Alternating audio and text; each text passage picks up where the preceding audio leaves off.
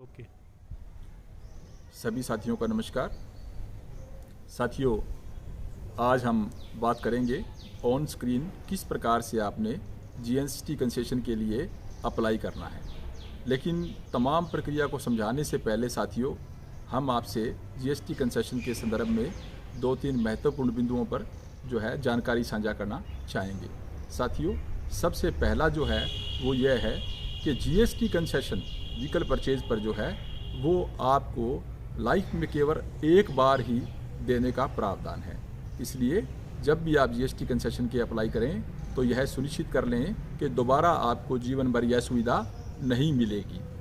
दूसरा जो महत्वपूर्ण बिंदु है साथियों, वो ये है कि पूर्व में जब मैनुअली हम जीएसटी कंसेशन के लिए अप्लाई किया करते थे तो उसमें ऑटोमेटिक व्हीकल परचेज करने की मैंडेटरी बाउंडिंग थी, लेकिन अब ऐसा नहीं है। अब जो है आप जो फीचर्स बताए थे आपको, उन फीचर्स में जो आपके व्हीकल कवर होते हैं, प्लस यदि ऑनलाइन पोर्टल पर जब आप अप्लाई करते हो, अगर उस लिस्ट के अंदर वह कार, उस गाड़ी का मॉडल अगर अवेलेबल है और डिपार्टमेंट ऑफ हैवी इंडस्ट्री अगर आपको जीएसटी कंसेशन का सर्टिफिकेट जारी कर देता है तो साथियों वह व्हीकल कार कंपनी को आपको अनिवार्य रूप से कंसेशनल जीएसटी रेट्स पर प्रोवाइड करवाना ही होगा। इसलिए आप यह निश्चित हो जाएं कि जो भी आपने गाड़ी खरीदनी है, मान लिया जाए सिंपल गाड़ी खरीद के आपने उसको अल्टर करवाना है, मॉडिफाई करवाना है, तो वो आप करवा सकते हैं। तीसरा जो महत्वपूर्ण बिंदु है साथियों कि कंसेशनल जीएसटी रेट पर व्हीकल परचेज के लिए कार कंपनी आपको इस बात के लिए मैंडेटरली बाउंड नहीं कर सकते कि आपके पास ड्राइविंग लाइसेंस होना चाहिए और वह गाड़ी अनिवार्य रूप से आप ही चलाएंगे। ऐसी कोई शर्त नहीं है, लेकिन कुछ कार कंपनियां अपने स्वयं जो निर्धारित नियम है वह जो है वो उपभोक्ता पर थोपने का प्रयास करती है। तो साथियों यह अन्याय है। इसलिए जब भी आप किसी कार कंपनी से कंसेशनल रेट के ऊपर, ये जीएसटी कंसेशनल रेट के ऊपर व्हीकल खरीदें तो आप अपने अधिकारों की आवाज़ को बुलंद करें। और यदि कोई नियम जो सरकार द्वारा नोटिफाइड नहीं है और कार कंपनी आप पर थोपने का प्रयास करती है तो आप नियम के मुताबिक उसका विरोध करें। और फिर भी यदि आपके साथ अन्याय किया जाता है तो आप अपने मंच विकलांग संघ उमंग के संज्ञान में मामला लाएं। साथियों, जितना भी संभव हो सकेगा हम सभी आपकी पूरी मदद करेंगे।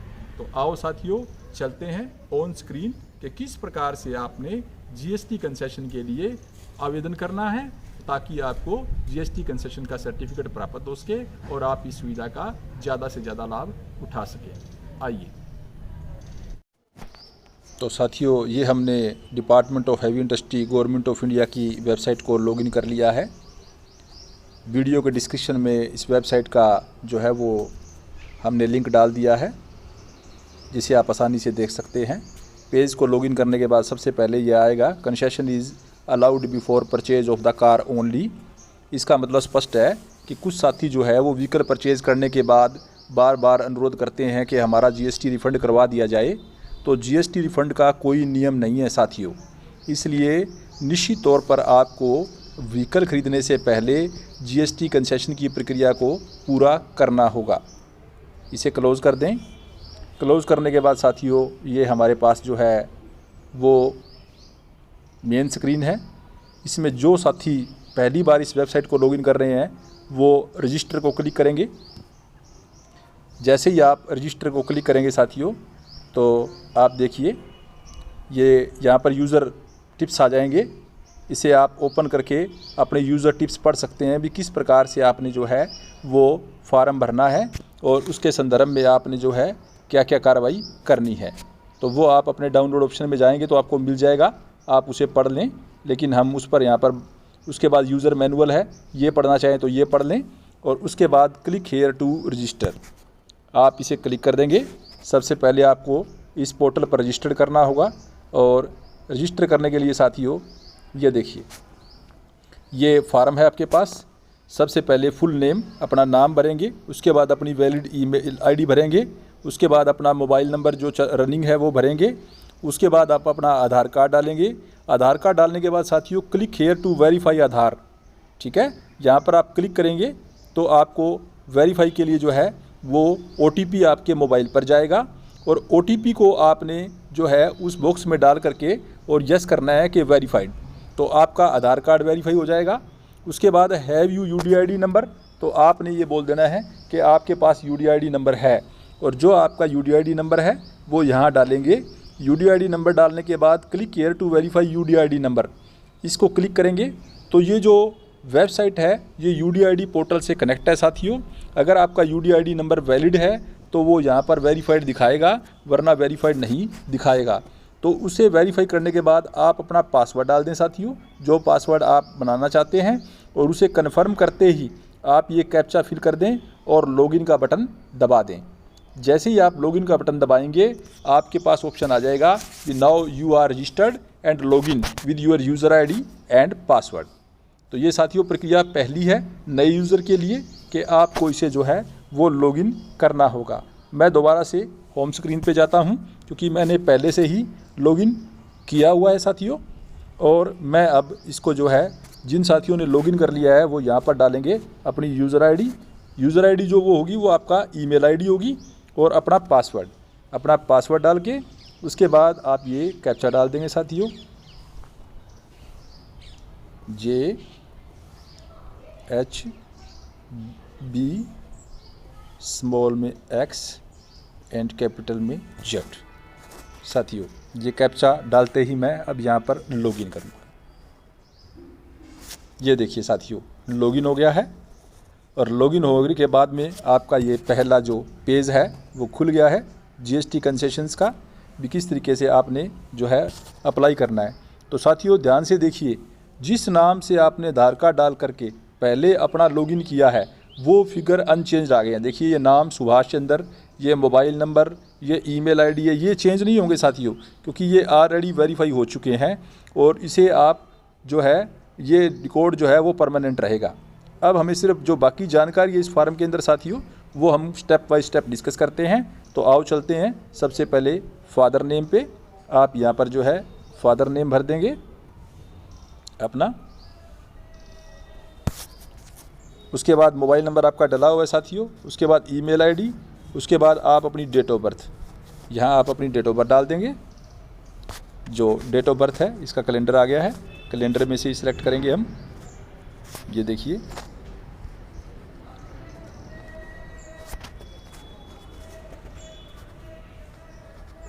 ये जैसे डेट ऑफ बर्थ भर दी है, उसके बाद जेंडर में मेल, उसके बाद आपका जो है मार्क्स ऑफ आइडेंटिफिकेशन कोई भी आप भर सकते हैं, कट ऑन चिन सिंपली मैं भर रहा हूँ। उसके बाद में आपका जो है पैन नंबर मैंडेटरी है साथियों, पैन नंबर आपका मैंडेटरी है। पैन नंबर के बिना आप जो है वो इसे प्रोसेस नहीं कर पाएंगे। उसके बाद साथियों अपलोड पैन कार्ड, यहाँ पर आपको पैन कार्ड अपलोड भी करना पड़ेगा। तो इसके लिए प्रोसेस है चूज़ फाइल के साथ ही आप गैलरी में जाएंगे, और गैलरी के अंदर आप अपने डॉक्यूमेंट तैयार रखने हैं। और ये देखिए साथियों ये पैन नंबर मैंने उठा लिया, इसको उठाने के बाद में आपने यहाँ अपलोड को क्लिक करना है। ये देखिए ये हमारा पैन नंबर अपलोड हो गया है। उसके बाद आधार नंबर ऑलरेडी भरा हुआ है, यहाँ पर अपलोड आधार कॉपी, तो यहाँ पर फिर से चूज़ फाइल, और चूज़ फाइल में जाएंगे तो वही आपको अपने मोबाइल फाइल मैनेजर में ले जाएगा, और यहाँ पर आप अपना आधार नंबर है इसको कर दें। इसे लेते ही दोबारा आपने अपलोड का ऑप्शन डालना है, और ये क्लिक हो गया। उसके बाद UDID, यहाँ पर आपने UDID को अपलोड करना है साथियों। ये मैंने UDID का ऑप्शन है, इसे उठा लिया, और ये UDID भी मेरे पास अवेलेबल है। अपलोड जरूर करना है साथियों इसको, वरना ये शो नहीं होगा वहाँ पर। उसके बाद सिलेक्ट जिस स्टेट से आप बिलोंग करते हैं, हरियाणा, डिस्ट्रिक्ट ऑटोमेटिक शो हो जाएगा जिस डिस्ट्रिक्ट से आप बिलोंग करते हैं। ये देखिए 1 बाय 1 मैं भर रहा हूँ। और उसके बाद जो है आपका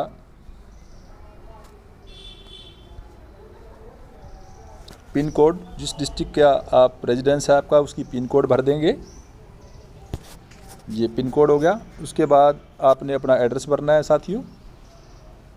ये हम एड्रेस भर रहे हैं, हमने एड्रेस भर दिया है स्क्रीन पर। और उसके बाद जो है हम चलेंगे आगे। Details of car to be purchased. यहाँ पर ये कंपनी का नाम है साथियों। यहाँ पर आपको ऑप्शन मिलेंगे कंपनियों के कि कौन सी कंपनी की आप गाड़ी खरीदना चाहते हैं। ये कंपनियाँ यहाँ अवेलेबल है। फिएट, फोर्ड, होंडा, हिंडुई, किया मोटर्स, महिंद्रा, मारुति, निशान, Renault, Tata Motors, Toyota Kirloskar और उसके बाद वोल्क्सवैगन इंडिया प्राइवेट लिमिटेड। तो मैं यहाँ ख़रीदना चाह रहा हूँ किया मोटर्स। किया मोटर्स को क्लिक कर दिया। यहाँ साथियों ये मॉडल आ जाएंगे किया मोटर्स के। इनमें से आपको जो भी मॉडल प्रेफर है उसे आप क्लिक कर देंगे ऑटोमेटिक, जैसे मैंने ये कर दिया। उसके बाद में वेरिएंट पेट्रोल या डीजल, तो ये देखो पेट्रोल की ही गाड़ी है तो ऑटोमेटिक पेट्रोल ही फिक्स होगा, इसमें डीजल का ऑप्शन ही नहीं है।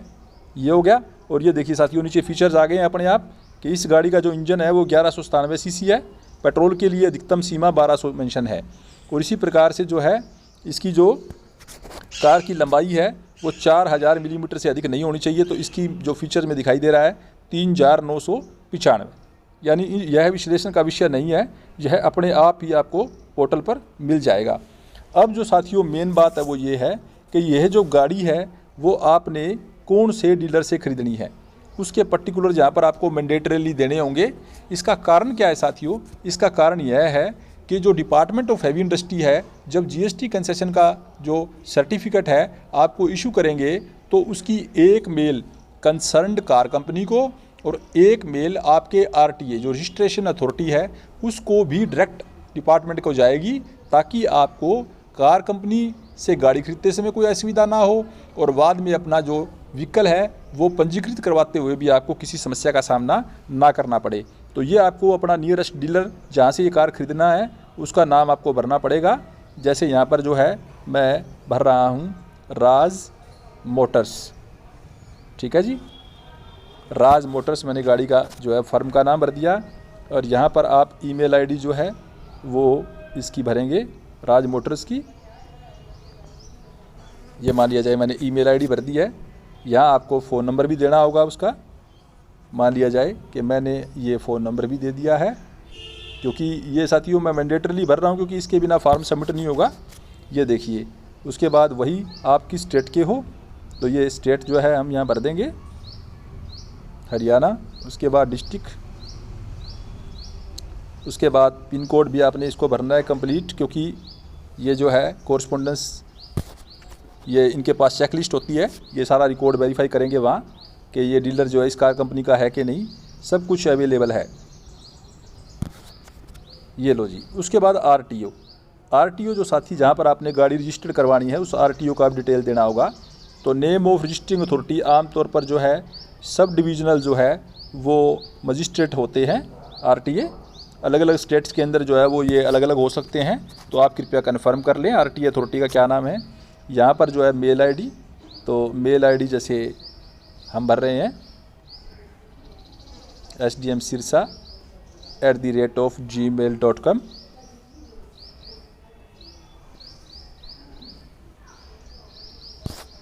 और उसके बाद में यहाँ फ़ोन नंबर भी देना होगा 016 66 222 345 डाल दिया हमने। उसके बाद में वही सेम प्रोसीजर स्टेट, क्योंकि आप कहीं भी इसको रजिस्टर करवा सकते हैं, कोई ज़रूरी नहीं है कि आपने जो है वो इसे अपने होम डिस्ट्रिक्ट में करवाना है। कुछ लोग बाहर जॉब करते हैं, कहीं और रजिस्टर करवाना चाहते हैं, तो उसी आरटीए का नाम आप दे सकते हैं ताकि उस आरटीए को ही इन्फॉर्मेशन जाए। ये लीजिए। और एड्रेस फिर वही है आपका, इसमें एड्रेस डाल दें जहाँ का आपने रजिस्ट्रेशन करवाना है। तो ये साथियों मैंने अब तक की जो है वो आपको जानकारी आपके सामने है स्क्रीन पर। जो जो पर्टिकुलर्स हमारे से मांगे गए हैं वो सारे के सारे पर्टिकुलर्स हमने फॉर्म में भर दिए हैं। जो डॉक्यूमेंट्स मांगे हैं वो डॉक्यूमेंट हमने अपलोड कर दिए हैं। शुरू से मैं दिखा रहा हूँ एप्लीकेशन पर फॉर्म आपको। इसके बाद साथियों नेक्स्ट पार्ट जो है इसका फॉर्म का है, उसमें क्या रह जाता है हमारा ये रह जाता है पर्सनल इन्फॉर्मेशन। ठीक है साथियों, तो पर्सनल इन्फॉर्मेशन में जो है वो आपको फ़ोटोग्राफ और एक सिग्नेचर ऑफ द एप्लीकेंट, दो चीज़ें यहाँ पर जो है वो अपलोड करनी है। एक आपने फ़ोटो दिखा। तो साथियों ये कंप्लीट इन्फॉर्मेशन फिल करने के बाद हम चलते हैं नेक्स्ट की ओर।